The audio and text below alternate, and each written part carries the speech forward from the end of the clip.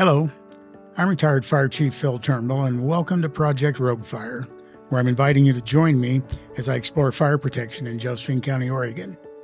If you're new to the series or would just benefit from a little bit of background information, I invite you to review Episode 1 before you proceed. Otherwise, let's go. All right, today we're sitting down with Candy Rosenberg, and she is a candidate for the new fire district board position number 4. Is that correct? That's correct. All right. Well, welcome, Candy. Great to sit down with you today. You want to tell us a little bit about yourself? Sure. I actually got here in 1999 due to a house fire. We had an employee who was upset with the boss and told us they'd get back to us and went on a camping trip and came home to our house burned to the ground. We did have excellent fire insurance, so we were able to rebuild and get up here to actually Selma, where my in-laws had already previously moved about 6 months prior. So May 1999, I arrived in Selma, Oregon. All right. You've been here a while. I've been here quite a long time. What have you been up to? Just busy with my businesses, and I just passed off my shipping store to my kids to take over so that I can spend more time in my paralegal business.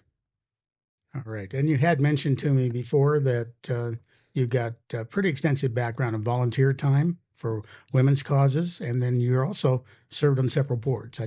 I think everybody'd like to hear about both of those. Sure. So I've been a crime victims advocate for 14 years with the Josephine County Court System Women's Crisis Center. I'm also the first certified advocate ever to be invited and vetted and invited to be on what's called VAWA, which is Violence Against Women Act. That was enacted back in the 70s by Biden is the one that brought that to the president at the time and made it law. That's where all the money comes from. That trickles down to all of the organizations such as district attorney's offices, women's crisis centers, anything that has to do with domestic violence, violence against women. So when I went looking out to where I can make a difference, I dug and found this organization so that I wanted to know where the money was. Where's the money coming from? I wanted accountability. And I was invited to be on it. And like I said, I'm the first one. Been on it for 2 years now. Very proud of that. All right. Awesome. And at the same time, you found time to serve on several boards that you'd mentioned. Yes. So I've been on All Care for nearly 10 years. I used to be on the YMCA. I think I did a total of 7 or 8 years there as well. All right. And how do you relate this to the upcoming fire district and your desire to serve on the board there? So the desire to serve on the board comes from recently being involved in the wildland fire appeals. Now, this be commonly referred to as the fire map. Yes. We were asked to be a part of a couple gatherings because I have notary experience and the shipping company that would, help to get all the mailings done that were required. And we were able to send out over 800 of those appeals in less than 2 weeks, which I feel really helped to get that to be shut down. So, because right now it's on hold. How did you go about getting 800 that came through you? Well, we just put it out there. We had a number of organizations in town that really helped to push it. We were part of all the town halls, the meetings at the fairgrounds, not only Grants Pass, but out in Cave Junction and Merlin. Sounds like you're fairly well plugged in. I try to be. All right. And grant writing. I know that's something else you'd mentioned to me. Well, I have some, not super extensive, but I have some good experience in grant writing in getting funding for crisis centers, mostly. But the process is the same no matter what you do when you're working in government contracts. So I have some certifications in government contracting, some military background on that we just started in.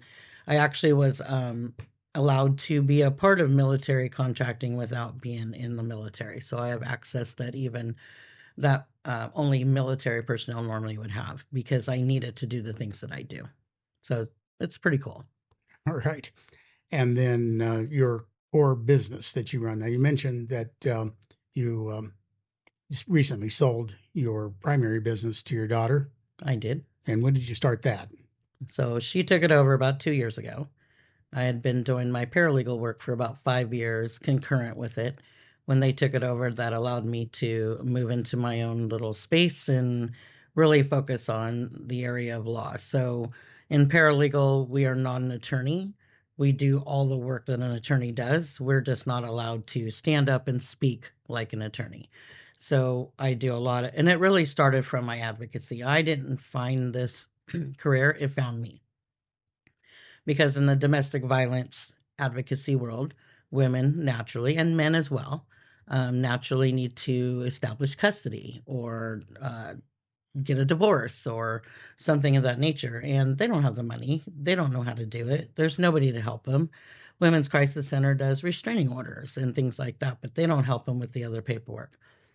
So I started to volunteer to do that to help them. And it pretty much just kind of turned into a new career, which I actually enjoy very much.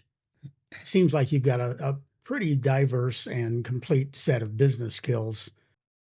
What of that do you think is transferable to assisting the new fire district? Well, I think what I bring to the table is what I call checks and balances. Um, in the private sector, there's always a citizen or a consumer that's part of a board, and there's a very good reason for that. That's so you don't have too many people with too much of the same background, so that there's a good conversation. And um, in the private sector, you see that pretty religiously. In the government sector, you don't see it very often. So I kind of feel that I'm a good candidate in bringing in all of these skills that I have, many years of business management, law, grant writing, working with the community, advocating for the community, in so many different ways that I really think that it would help our citizens to have a voice such as mine, because most people know that I'm not afraid to speak up. Okay, Phil, enough about me. I really want to touch on accountability. So my understanding is we currently have no oversight in our rural district and haven't for historically. We've had a private company that has covered our fire safety in the rural area. That's true. There's no franchise or agreement with government. So that It's means there's no oversight.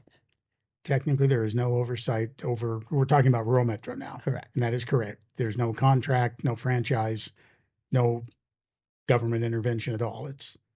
So there is, from that standpoint, yes, you are correct. There's no direct accountability to the public. Okay. So I'm big on accountability with the public, and most of what I do has to do with that. And that's probably what brings me to wanting to be on the board the most, is making sure that we have that accountability again and the oversight, and just making sure that we have a say so as the citizens, not just a private company, although they've done a fantastic job. I've dealt with them. I've been here 25 years. I know who they are. I know what they do, and they do a great job. I'm not trying to push them out the door or anything. But we just want to make sure that we as citizens have some say so on what's going on. And that's what the fire board is going to be able to do. So that's what I really am hoping to be able to bring to the table on this board. Excellent point. I think we're close to wrapping up today. Have you got a final statement or summary of your position? Sure. I'd just like to say I'm very honored to for this to even have come up as an opportunity. I know that a lot of people ask me why I would be joining anything like this. Not my normal forte, however, it really is. It's about, again, I have the legal background, business ownership, management, grant writing, which I know we're desperately going to need, um, and all the skills that are not just fire. Like I said, we have great people that are will be on the board, and great people that I'm running against that have this incredible fire background. However, we don't necessarily need 5 firefighters to make the kind of decisions that are needed to be able to make the changes we need, do the oversight that we're doing, the creativity to maybe someday bring this back into our own hands, how to finance that. It's going to take a little bit more than a fire background to do that, and that's what I'm here to do. Well, outstanding, Candy, and good luck on the upcoming election. Well, I'm looking forward to All right. lots of votes. See you out there. All right. Thank you.